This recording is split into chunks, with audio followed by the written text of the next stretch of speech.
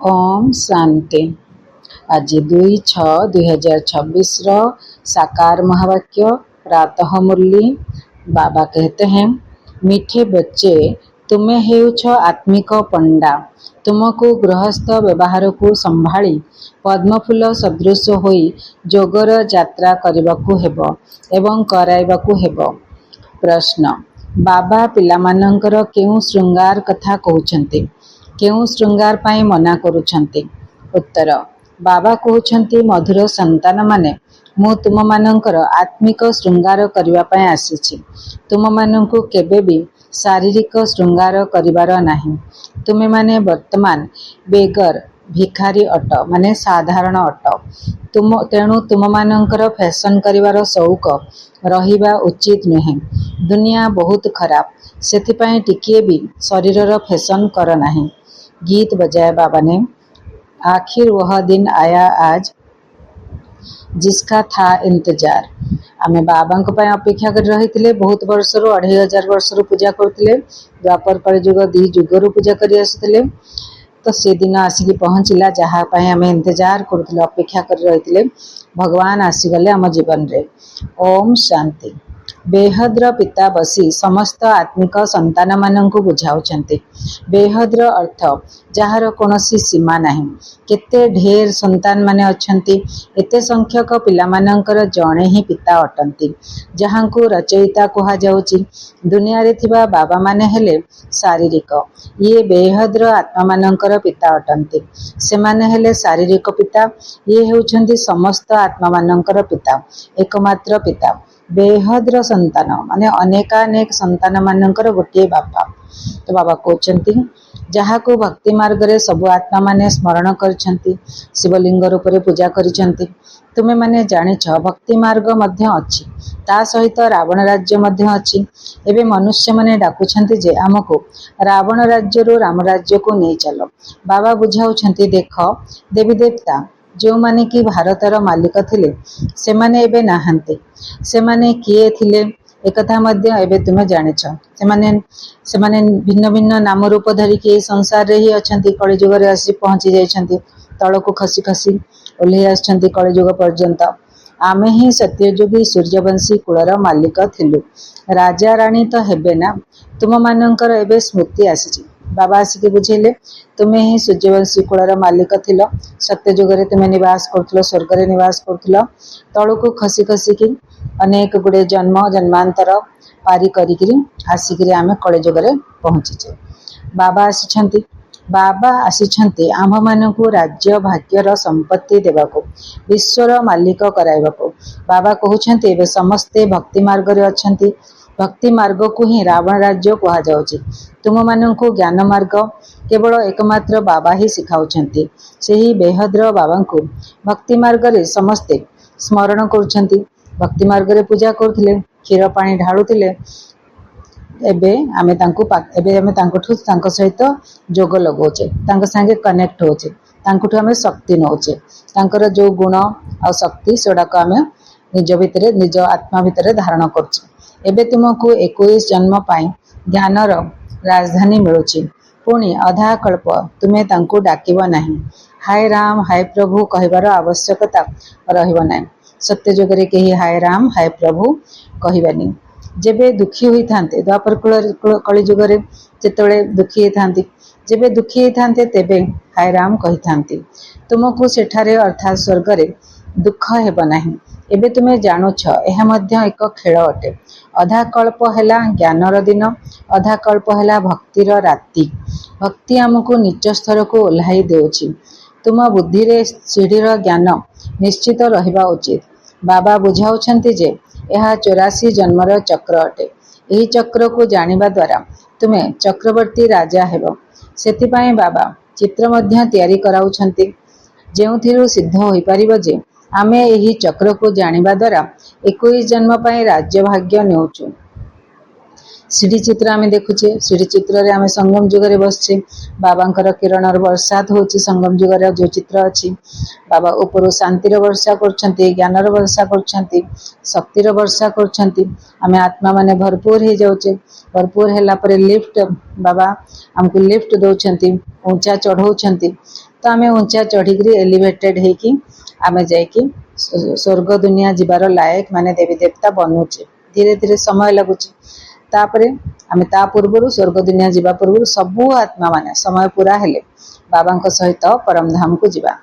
तो बाबा कहते 21 जन्मर सीढ़ी चित्र को देखिकी तापरे केमती सीढ़ी चित्र रे अच्छी सीढ़ी चित्र रे संगम जुगरु तापरे आमे बाबा लिफ्ट द्वारा आमे बाबा सहयोग द्वारा बाबा शक्ति द्वारा आमे ऊपर को उठिबा परम धाम जाइकी तापरे आमे तळ को आसीबा जोटी स्वर्ग हेतिबो एई दुनिया रे ही नुआ दुनिया हेतिबो स्वर्ग हेतिबो छोटिया हेतिबो बड़ ही नथिबो। एबे तो पूरा बेहद सृष्टि रे चारियाडे कलिजुग व्यापक होइकी अच्छी रावण मध्य व्यापक होइकी अच्छी से नुआ दुनिया हम नुआ दुनिया रे आम आसवा अल्प जनसंख्या रे देवी देवता अल्प रहे तापर बाबा कहते एबे तुमर संख्या बहुत बढ़ी गलानी बहुत बड़ रूहानी शक्ति सेना प्रस्तुत हो जाउछि तुम्हें समस्ते पंडा अट पंडा जी पथ प्रदर्शक तो बाबा कहते तुम्हें समस्ते पंडा अट बाबा मध्य पंडा अटंती तांको गाइड बोली कहा जाउछि।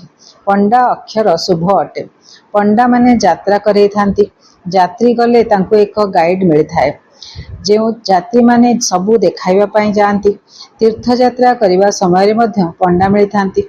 बाबा कहते तुम्हें जन्म जन्मांतर तीर्थ यात्रा करि आसिछ अमरनाथ को तीर्थ यात्रा करने को जाउछ केबे परिक्रमा करने को जाउछ सेठाको जीवा समय पुणी ताहा ही मन रही थाए घर द्वार काम धंदा सब मनरू भूली हो जाए एठारे तुमको बुझा जाउछि जे निजर घर गृहस्थ रे रही काम धंदा करी मध्य तुम्हें गुप्त रीति रे यात्रा रे रुह बाबा को याद कर मन भितर याद कर बुद्धि द्वारा देख बुद्धि रूपी नेत्र रे शिव बाबा को देख मन द्वारा यात्रा कर मन द्वारा संकल्प कर बुद्धि रूपी नेत्र रे बाबा को देख नीला आकाश रे देख मु हीरा जाउछि शरीर को छाड़ी शरीर भितर मस्तक रू गोटे हीरा माने गोटे आत्मा बाहरुची सफेद हीरा बाहरुची नीला आकाश रे यात्रा करुची नीला आकाश रे जाइके ऊपर आड़ को जाउची नीला आकाश पारी होइकी ब्रह्मलोक लाल प्रकाशमय दुनिया रे पहुंचुची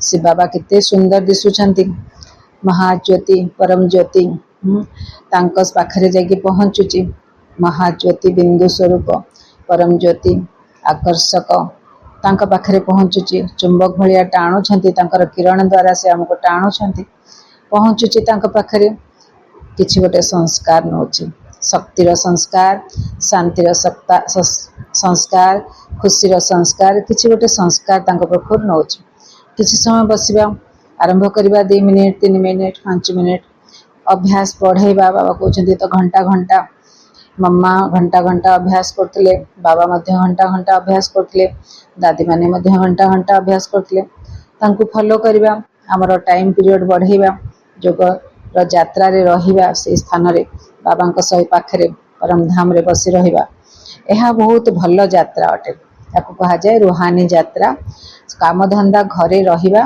गृहस्थ रे रहिबा सब काम धंदा करिबा समय बाहर करिकी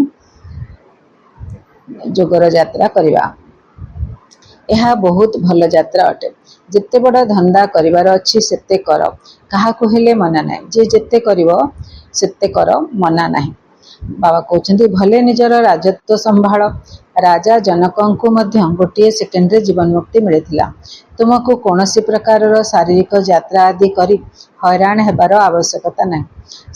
शारीरिक यात्रा रे टिके हैरान होबाको पड़े बस रे जीवो ट्रेन रे जीवो तापर टैक्सी रे जीवो केमती केमती करिके पहुँचबो से स्थान रे तो बाबा कहते से सब जिनस करवा आवश्यकता नहीं।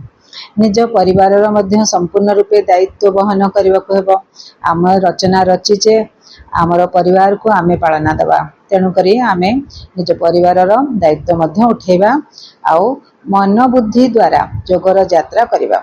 जो माने भल बुद्धिमान संतान अटंती से माने बुझी थांती जे आमको घर गृहस्थ रे रही पद्मफूल समान होई रहिबाको हेबो गृहस्थ व्यवहार रे विरक्त हेबा अनुचित। कुमार कुमारी माने जेपरिकी सन्यासी अटंती तांक पाखरे कोनोसी विकार नहीं से माने पांच विकारु दूर रे थांती।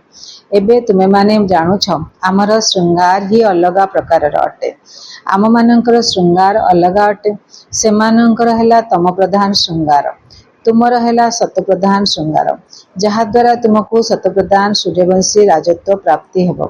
बाबा तुम मान बुझाऊँच तुम प्रधान शारीरिक श्रृंगार टिकिए हेले भी कर नाही।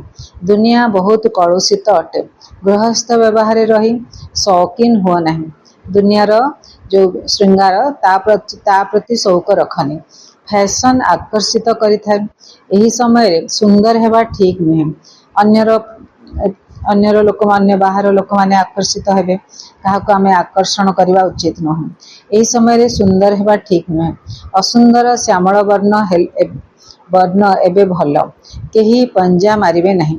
केही भी आकर्षित हेबे नहीं। केही किछि कहिबे नहीं बोली बाबा कहते। सौंदर्य पछरे तो घूरी बुली थांती। श्रीकृष्ण को मध्य श्यामल रूपे देखाई थांती। तुमको शिव बाबा ठारू शक्ति नहीं गोरा हेबाकू पड़िबो।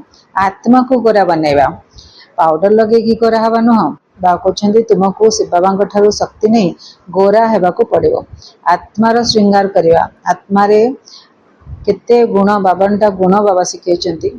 से 52टा गुण आत्मारे धारण करवा। शांति, शीतलता, स्नेह, प्रेम, खुशी, संतुष्टता, धैर्यता, परोपकारिता एहीपरि बहुत गुण अच्छी जहाँ को आमे धारण कले आत्मा गोरा हे जीवो।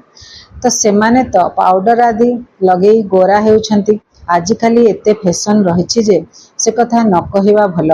साहुकार मानकर तो सत्यानाश हेउछि। गरीब मानकर अवस्था भल अच्छी। गाँ को जाई गरीब मानकर कल्याण करने को हेबो। किंतु समस्तंक पाखरे संदेश पहुँचाइबा पाई बड़ लोक मध्य दरकार। तुमे समस्ते गरीब अट। केही साहुकार अछंती कि तुमे देख केते साधारण भाव में बसीच। बॉम्बे रे देख केते प्रकार फैशन हेउछंती। बाबांक पाखकु मिलन पाई आसिले मु कहि थाए कि तुमे एही शारीरिक श्रृंगार करिछ। एबे आस तुमको ज्ञानर श्रृंगार कराइबी जहाद्वारा तुमे 21 जन्म पाई स्वर्गर परी हेजिबो। सर्वदा सुखी हेजिबो। ना केबे कांदिबो ना दुख रहिबो। एबे एही शारीरिक श्रृंगार को तुमे छाड़ी दियो। तुमको मो ज्ञान रत्न द्वारा एभली फर्स्ट क्लास श्रृंगार कराइबी जे से कथा न पचारिले भलो। जदि मो मतरे चलिबो तेबे तुमको पाटराणी कराइबी। बाबा कहते यह तो श्रेष्ठ कथा अटे ना। भारतवासी मानू यही तम प्रधान असुर दुनिया नरकरू दूरेई नहीं स्वर्गर महाराणी कराउछि। तुमे पिला माने जानिछ जे आमे एबे धड़ा पोशाक रे अच्छु। पर जन्म रे स्वर्ग रे सुनार चामच रे क्षीर पीबू। यह बहुत कलुषित दुनिया। ए नरक दुनिया एटा कलिजुग। बा कहते यह बहुत कलुषित दुनिया। स्वर्ग तो स्वर्ग अटे से कथा आ पचार नहीं। एठारे तुमे भिखारी अट। साधारण अट। भिखारी माने साधारण अट। सारा भारत वर्तमान भिखारी हो जाइछि। केते दरिद्र कंगाल हो जाइछि। भिखारी रु राजकुमार एहीपरि गायन अछि। बेगर टू प्रिंस अति गरीब रु अति धनी बेगर टू प्रिंस बोली कहा जाए। तुमे एही भारत रे ही पुणी थरे जन्म नेब। बाबा आमको स्वर्गर मालिक कराइथिले। एथिरे राति दिनर पार्थक्य रहिछि। महान गरीब जहांक पाखरे खाइबा पाई किछि न थाए तांकु ही दान दिया जाय थाए। भारत ही महान गरीब अटे। बिचरा सेमाने जानि नाहंती जे एही समय रे समस्ते तम प्रधान होई जायछंती। दिनकु दिन सीढ़ी रे तळकु ही ओल्हाउछंती। एबे केही सीढ़ी रे उपरकु चढ़ी परिबे नाही। 16 कलारू पुणी 14 कला पुणी 12 कला तलको ओह्लाई चलीछंती। एही लक्ष्मी नारायण मध्य प्रथमे 16 कला संपूर्ण थिले पुणी 14 कला को खसी आसिले ना। जेतेबेले त्रेता युग को सत्य युग त्रेता युग को ओह्लेइले सेतेबेले 14 कला हे गला 2 कला कमी गला तांकर यूज करदेले। एहा मध्य भल भाबरे मन रखिबाकू हेबो। सीढ़ी रे ओह्लाई बिल्कुल संपूर्ण पतित ही होई जाइछ। पुणी स्वर्गर मालिक किए कराइबे। एही विश्वर इतिहास भूगोलर पुनरावृत्ति हेउछि। एहा मध्य समस्ते कहउछंती किंतु केउ इतिहासर पुनरावृत्ति हेबो एकथा केही जानि नाहंती। शास्त्र गुड़िकरे तो लिखि देइछंती जे सत्य युगर आयुष लक्ष लक्ष कोटि कोटि वर्ष अटे। जदि पचारिबा सत्य युग केबे आसीबो तेबे कहिबे आहुरी 40,000 वर्ष पड़िछि। तुमे प्रमाण सहित बताउछ जे कल्पर आयुष ही 5,000 वर्ष। ସେମାନେ ପୁଣି କେବଳ ବାବା କହୁଛନ୍ତି ସେମାନେ ପୁଣି କେବଳ ସତ୍ୟ ଯୁଗକୁ ହିଁ ଲକ୍ଷ ଲକ୍ଷ ବର୍ଷ ବୋଲି କହିଦଉଛନ୍ତି। ସେମାନେ ଯୋଉ ଲକ୍ଷ ଲକ୍ଷ ବର୍ଷ କହୁଛନ୍ତି ସେମାନେ ପ୍ରମାଣ କରିପାରିବେନି। କଳି ଯୁଗକୁ ବି ଏତେ ଲକ୍ଷ ଲକ୍ଷ ବର୍ଷ କହୁଛନ୍ତି, ସେ ବି ପ୍ରମାଣ କରିପାରିବେନି।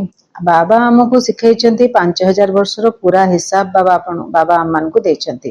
ତ ଆମେ ପ୍ରମାଣ କରିକି କହୁଛେ ଯେ 5000 କଳ୍ପର ଆୟୁଷ 5000 ବର୍ଷ। ପ୍ରତି 5000ରେ ସ୍ୱର୍ଗ ସତ୍ୟଯୁଗ, ତ୍ରେତା ଯୁଗ, ଦ୍ୱାପର କଳି ଯୁଗ ହେଇ ସଙ୍ଗମ ଯୁଗ ହେଇ ଦୁନିଆ ନୂଆରୁ ସତ୍ୟଯୁଗରୁ ନୂଆରୁ ପୁଣି ଧୀରେ ଧୀରେ ପୁରୁଣା ହେଇଯାଉଛି। ପୁରୁଣା ହେଇଗଲେ ପୁଣି ବାବା ଆସୁଛନ୍ତି, ପୁଣି ନୂଆ କରିଦଉଛନ୍ତି। ତ ସେମାନେ ପୁଣି କେବଳ ସତ୍ୟଯୁଗକୁ ହିଁ ଲକ୍ଷ ଲକ୍ଷ ବର୍ଷ ବୋଲି କହିଦେଉଛନ୍ତି। ଘୋର ଅନ୍ଧକାର ଅଟେ ନା। ତେବେ ମନୁଷ୍ୟ କିପରି ମାନିବେ? ଭଗବାନ ଆସିଥିବେ ବୋଲି ସେମାନେ ଭାବୁଛନ୍ତି। ଭଗବାନ ଯେବେ ଆସିବେ ସେବେ କଳିଯୁଗର ଅନ୍ତ ହେବ। ଏବେ ତୁମେ ପିଲାମାନେ ହିଁ ଏହି ସବୁ କଥାକୁ ଜାଣୁଛ। ବିନାଶ ସମ୍ମୁଖରେ ରହିଛି। ପିଲାମାନଙ୍କୁ ବୁଝା ଯାଉଛି ଯେ ବିନାଶ ପୂର୍ବରୁ ବାବାଙ୍କ ଠାରୁ ସମ୍ପତ୍ତିର ଅଧିକାର ନେଇଯାଅ। କିନ୍ତୁ କୁମ୍ଭକର୍ଣ୍ଣ ନିଦ୍ରାରେ ସମସ୍ତେ ଶୋଇଛନ୍ତି। ତେଣୁ ବିଚରା ହାୟ ହାୟ କରି କରି ମରିବେ। ତୁମର ଜୟ ଜୟକାର ହୋଇଯିବ। ବିନାଶ ସମୟରେ ତ ହାୟ ହାୟ କରିଥାନ୍ତି।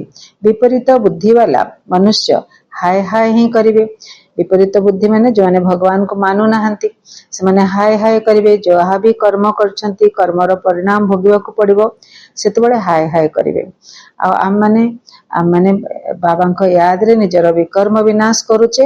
ତେଣୁ ଆମେ ପୁଣି ସେବା କରିବା। ଅନ୍ତ ସମୟରେ ଆମେ ଆତ୍ମାମାନଙ୍କୁ ଶାନ୍ତିର ଦାନ ଦେବା, ପ୍ରକୃତିକୁ ସ୍ଥିର କରିବା, ପ୍ରକୃତିକୁ ଶୀତଳ କରିବା, ଶାନ୍ତ କରିବା, ଏସବୁ ସେବା ଆମର ରହିବ। ଏବେ ତୁମେ ହେଉଛ ସତ୍ୟ ପିତାଙ୍କର ସତ୍ୟ ସନ୍ତାନ।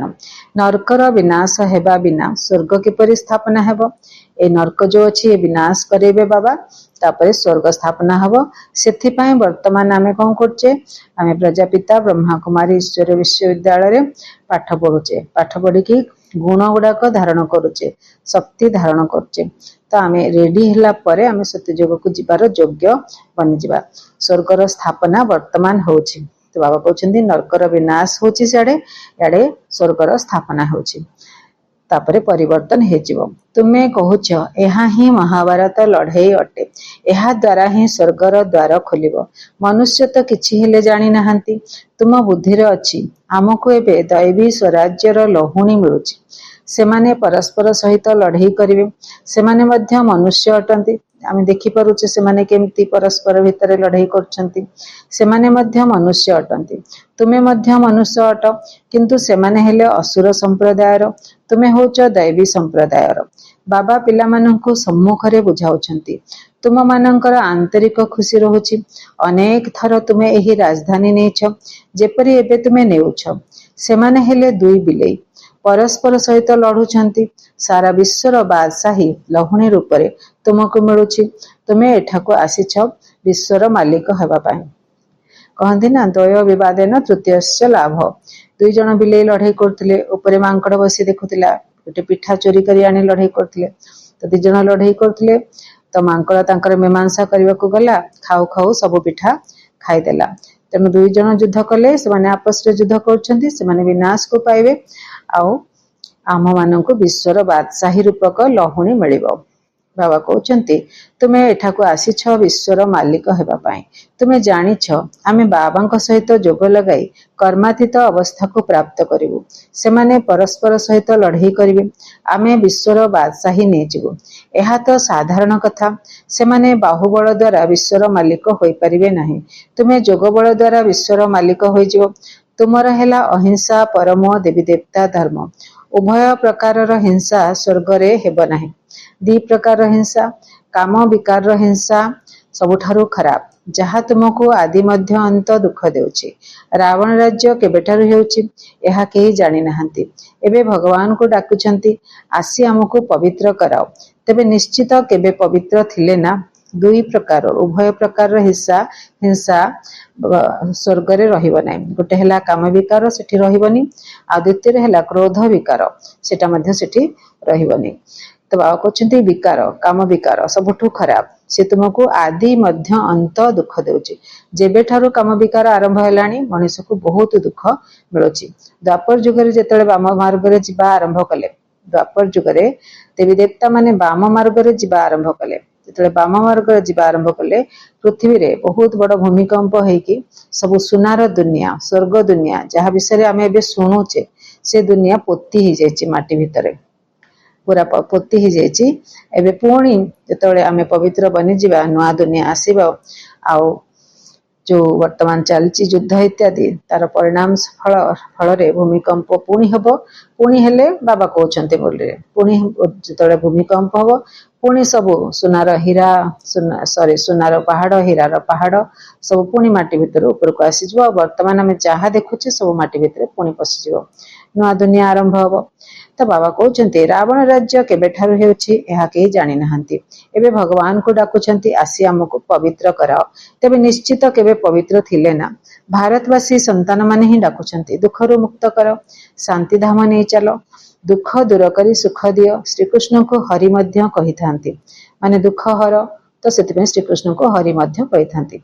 बाबा आमको हरिंक द्वार को नहीं जाओ हरिंक द्वार माने स्वर्ग तो बाबा आमको हरिंक द्वार को नहीं जाओ। हरि हेले श्रीकृष्ण तांको द्वार को नहीं जाओ। हरिंक द्वार है कृष्ण परी आउ गोटे ना गोटे है हरिद्वार आ गोटे है कृष्णपुरी। तो हरिंक द्वार माने श्रीकृष्ण द्वार माने कृष्णपुर को नहीं जाओ। आम कौन कहे पिला माने बाबा शिव बाबा आमको हरिंक द्वार को नहीं जाओ।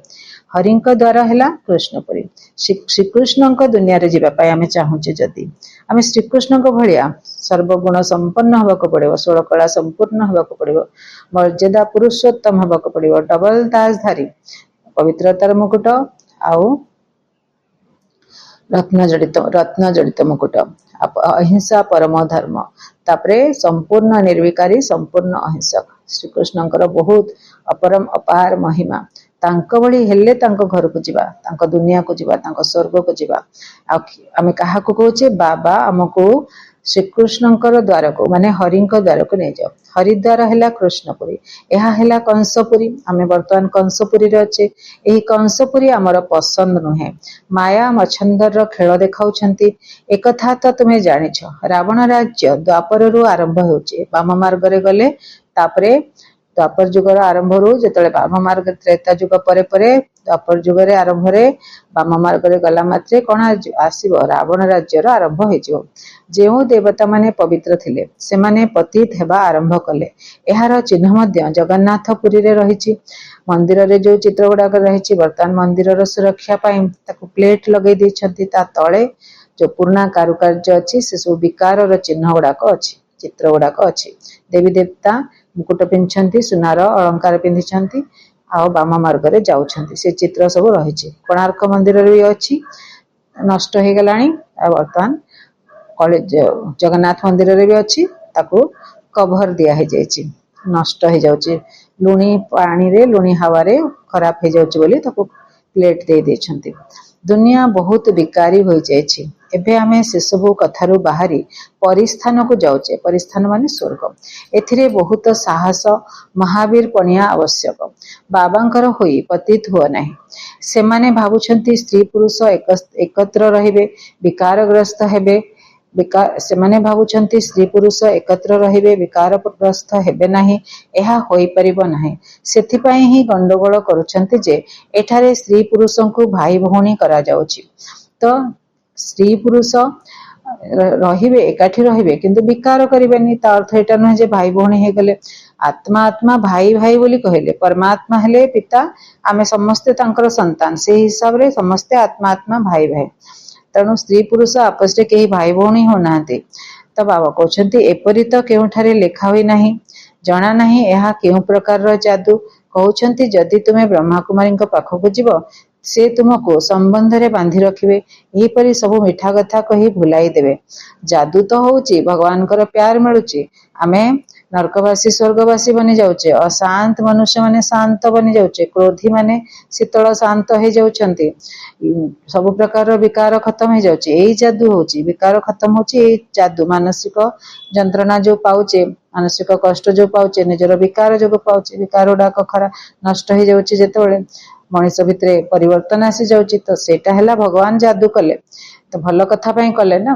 तो यह मध्य ड्रामा रे निर्धारित रही जहाँकर अभिनय थिबो से जेपरी हेउ भी आसीजिबे। एथिरे डरिबार कोनोसी कथा नाही। शिव बाबा तो ज्ञानर सागर पतित पावन समस्तंकर सद्गति दाता अटंती। से ब्रह्मांक द्वारा पतितरु पवित्र कराउछथि। शिव बाबा निराकार तेणु से ब्रह्मांक द्वारा पतितरु पवित्र कराउछन्ति। एही अक्षर को एभली बड़ करी लेख जेपरी केही भी आसिले पढ़ी पारिबे। पवित्रता पाई ही केते विघ्न पकाउछन्ति। बाबा कहउछन्ति पिला माने कौनसी देहधारी प्रति मोहर आकर्षण रहिबा अनुचित। जदि केउठी मोहर आकर्षण रहिथिबो तेबे फांदरे फसी जिवे। एठारे तो आम्मा मरे तो हलवा खाओ, बीबी मरे तो हलवा खाओ बाबा कहउछन्ति। ए गोटे कहानी अछि। जेतबेले ब्रह्मा बाबांकर स्त्री जशोदा माता बॉम्बे रे शरीर छाड़िले, बाबा माउंट आबू रे थिले, तांको स्त्री बॉम्बे रे शरीर छाड़िले। तो तांको झियो निर्मल शांता दादी आउ बाबा माउंट आबू रे थिले। तो सेतबेले बाबा मुरली चलेले, जेतबेले तांकर शरीर छाड़िले तांको स्त्री, बाबा मुरली चलेले तांको झियो को कहले अम्मा मरे तो हलवा खाओ आओ बीबी मरे तो हलवा खाओ। ता अर्थ एटा नै जे कि हलवा बने के खाइबा, ता अर्थ एया मुरली सुनो शक्तिशाली बनी जाओ को कहते हलवा खाओ। मीठा मीठा मुरली सुनो और भगवान कर मुरली सुनो, शक्तिशाली हो जाओ, मन दुख करिवार नाही, कांदिवार नाही।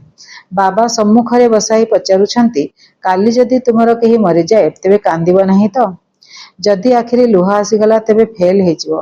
गोटे शरीर छाड़ी आउ गोटे नेले एथिरे कांदिबार कोनोसी कथा ही नहीं। सत्य जुग रे भलिया हबा, तेणु करी एबेठरो ए जिंसटा अभ्यास करिबा। सत्य जुग रे केही कांदंतीनी, केही दुख करिवेनी कि शरीर छाड़ले पूरा आयुष पार करी शरीर छाड़िबे, तेणु करी केही मन दुख करिवेनी, कांदिवेनी। से दुनिया रे ए जिंस नाही, कंदा कंदी रोग नाही सेठी। तो बाबा कहते अन्य कहीं शुणवे तो कहे मुखरे शुभ कथा तो कह, भल कथा ही कहूछु। सत्य जुगरे कहीं कांदिबे नहीं, भल कथा तो बाबा जनाउछन्ति, भल कथा आमे माने भी कहूचे। तुमर एही जीवन ताठारु मध्य श्रेष्ठ अटे। तुमे हेउच समस्तंकु कांदिबारु मुक्त करिबा वाला।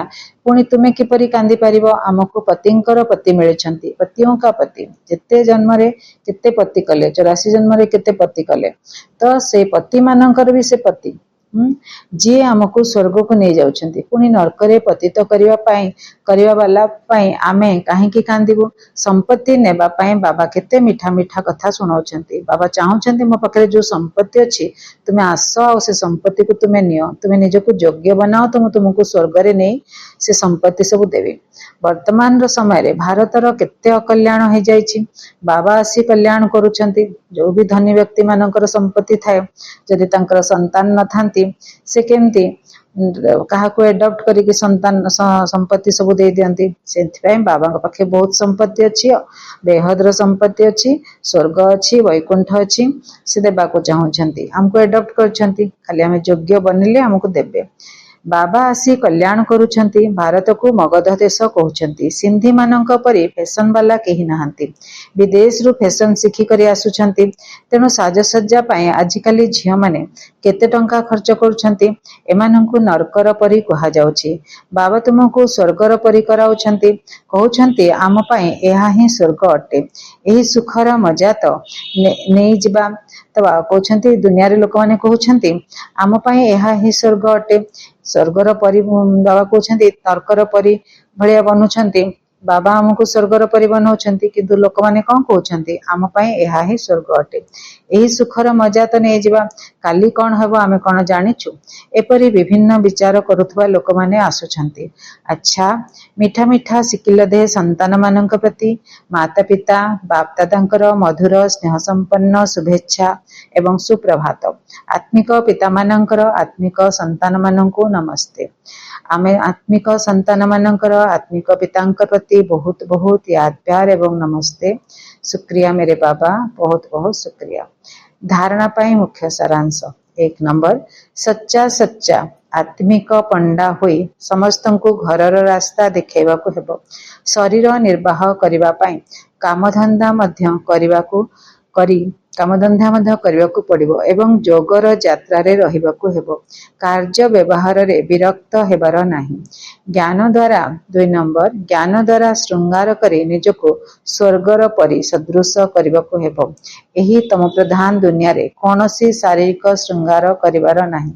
କଳିଯୁଗୀ ଫେସନଗୁଡ଼ିକୁ ତ୍ୟାଗ କରିବାକୁ ହେବ। ବରଦାନ ଦଉଛନ୍ତି ବାବା। ବାଳକ ତଥା ମାଲିକ ପଣିଆର ସନ୍ତୁଳନ ଦ୍ୱାରା ଯୁକ୍ତିଯୁକ୍ତ ଭାବରେ କାର୍ଯ୍ୟ କରୁଥିବା ସଫଳତା ମୂରତ ଭବ। ଯେତେ ଦୂର ସମ୍ଭବ ସେବାର ସମ୍ବନ୍ଧରେ ବାଳକ ପଣିଆ, ନିଜର ପୁରୁଷାର୍ଥର ସ୍ଥିତିରେ ମାଲିକ ପଣିଆ, ସମ୍ପର୍କରେ ଏବଂ ସେବାରେ ବାଳକ ପଣିଆ, ଯୋଗର ଯାତ୍ରାରେ ଏବଂ ମନ୍ଥନ କରିବାରେ ମାଲିକ ପଣିଆ, ସାଥୀମାନଙ୍କ ସହିତ ଏବଂ ସଂଗଠନ ଭିତରେ ବାଳକ ପଣିଆ ଏବଂ ବ୍ୟକ୍ତିଗତ କ୍ଷେତ୍ରରେ ମାଲିକ ପଣିଆ, ଏହିଭଳି ସନ୍ତୁଳନ ରଖି ଚାଲିବା ଅର୍ଥାତ୍ କାର୍ଯ୍ୟ କରିବା ହିଁ ଯୁକ୍ତିଯୁକ୍ତ ଚଳଣି ଅଟେ। ଏହାଦ୍ୱାରା ସହଜରେ ସବୁ କାର୍ଯ୍ୟରେ ସଫଳତା ମିଳିଥାଏ, ସ୍ଥିତି ମଧ୍ୟ ଏକରସ ରହିଥାଏ ଏବଂ ସହଜରେ ସମସ୍ତଙ୍କର ସ୍ନେହୀ ହୋଇଯାଇଥାଉ। ବାବା ସ୍ଲୋଗାନ ଦଉଛନ୍ତି, ଯଦି ତୁମର ଭାବିବା ଏବଂ କରିବା ସମାନ ହୋଇଥିବ ତେବେ କୁହାଯିବ ଇଚ୍ଛାଶକ୍ତି ସମ୍ପନ୍ନ ଶକ୍ତିଶାଳୀ ଆତ୍ମା। ये अव्यक्त इशारे हैं। सर्वदा हर्षित रहिबा पाई निजर स्वभाव को सरल कर एवं सहनशील हुआ। सर्वदा हर्षित रहिबार गुण पुरुषार्थ क्षेत्र में बहुत सहयोगी हो परिबो, किंतु तुमर चेहरा जेपरी हर्षित रहुची सेपरी आत्मा मध्य सर्वदा हर्षित रहु। एही भली स्वाभाविक गुण को निज भितरे धारण करबाको हेबो। जदि सर्वदा हर्षित रहिबो तेबे मायार कोनोसी आकर्षण तुमको आकर्षित करिपारिबो नाही। यह बाबांकर ग्यारंटी अटे। किंतु सर्वदा हर्षित रहिबा पाई हेले निजर आत्मिक स्वाभिमान रे रहिबाकू हेबो एवं सहनशील होई साक्षीद्रष्टा होई मायार खेल को देखिबाकू हेबो। अच्छा, ओम शांति।